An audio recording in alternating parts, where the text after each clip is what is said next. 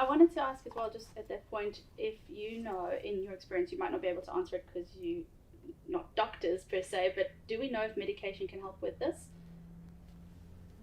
So medication doesn't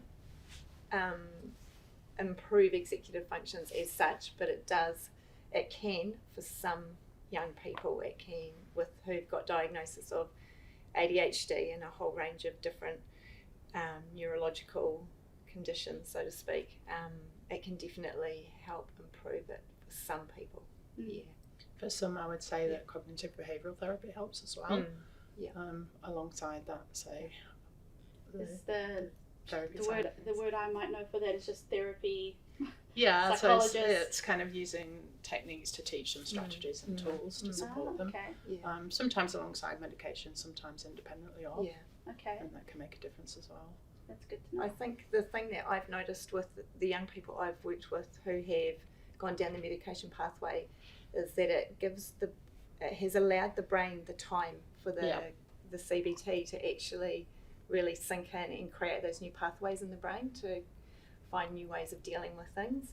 It's almost like especially give the brain a rest. Those ones with kind of anxiety, where the anxiety has just caused so much overwhelm that they just don't know where to start. Yeah. Or the ones See that in trauma. perhaps have, I don't. You probably see it more than me, but the ones that have got obsessive compulsive disorders, where they just get stuck on one area, and it's like a block, and that medication can just kind of make that a little bit simpler, so that they can kind of think and process things through. Yeah. So what can parents do to support their children in this area, to help them through when they're having a hard time with executive function? I think you would all have something. Yeah. There's so many answers. Yes, there are, and it depends Give me your what top three. function you're talking about. Visuals is probably a really big start. Like because, time management, like well, even for organisation. So it could even be for getting dressed, for example. So if you're at home and your child is having difficulty knowing what to put on first, that type of thing, then having visuals that show what you put on first, what's next, what comes next, and so forth, so that you've got a system of what's going to happen. And once he or she has completed that particular task, they can take the little visual off. It might be on Velcro, like on one side, and Velcro on the other. And It might just be a checklist. They might enjoy it could be a ticking them off. checklist, depending on the level that your child is needing the access for. Yeah.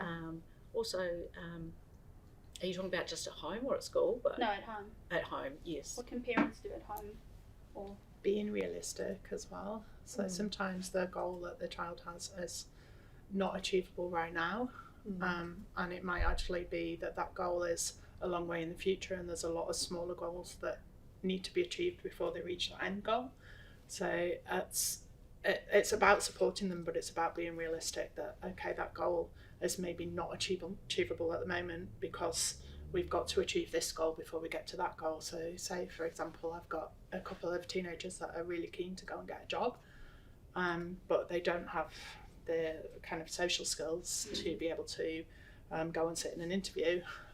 They don't really know what that whole interview etiquette's about. They have never written a CV and experienced all that. So it's about, yes, my end goal might be that I want to get a job, but I've got to think about the fact that I need a CV. Okay, what skills and qualities do I have that I can put on a CV? I need to think about all the interview techniques, and maybe I don't have the skills at the moment for sitting in an interview and those kind of people skills. And so you would then take that end goal of the job and break it down into, okay, the first thing we're going to work on is your CV. That's your goal. And then break it down even further. So sometimes it's about being open to them and saying, okay, you want to do this. Let's look at what smaller things are more achievable and break it down so that you've got smaller goals. Toilet training, for example, you don't go straight into it. Riding a bike, it's building up to it gradually. And sometimes it's just about making those goals smaller and more realistic for the child. Yeah, okay. And social stories around things like that, so that they know what to expect. So a social story can be like a little story with pictures in it, or photos, maybe from the internet or from that building that they're going to have that interview in. and to say that, what time, how we'll get there, how we'll arrive. I'll be waiting in the foyer for you. This is what the building looks like. The room would look like this. The questions that the interviewer is likely to ask are, they might ask some other questions, and that's okay. Yeah. It's all that resonating with pre-planning. me. Helps. A lot of those kind of kids might have a lot of anxiety too, so it would help. Yeah. When you say social stories, do you mean just talking them through it, or do you mean actually like laying Making it it. out, Making it. Ah, Yes. It depends on the child. On the Some- level as There well. is Yeah, and the Their need. cognitive level. That's a good tip. And walking them through it as well, like doing something with them, alongside them, so that Modelling it. modelling it, Mm. and then you can address little things that might pop up as well, so not expecting them to know how to do something, which we all do, it's not a criticism of parents, it's just recognising, okay, I've made that assumption, then I know how to do this, we actually need to do this together for a while. I would say a big one there for parents is teaching them it's okay to ask for help. Yeah. Because we all do it as adults. Yeah. If we're stuck with something, we'll go and find someone that can help us with it. And it's recognising that asking for help is okay. And if you often don't- younger kids, they don't actually know that they need the No. help either, do they? No. Because they are their normal, if that makes sense. So they don't know that they might have these struggles. They can't verbalise it or even perhaps recognise it in their bodies. So we have to recognise it for them and give them the language for it as well.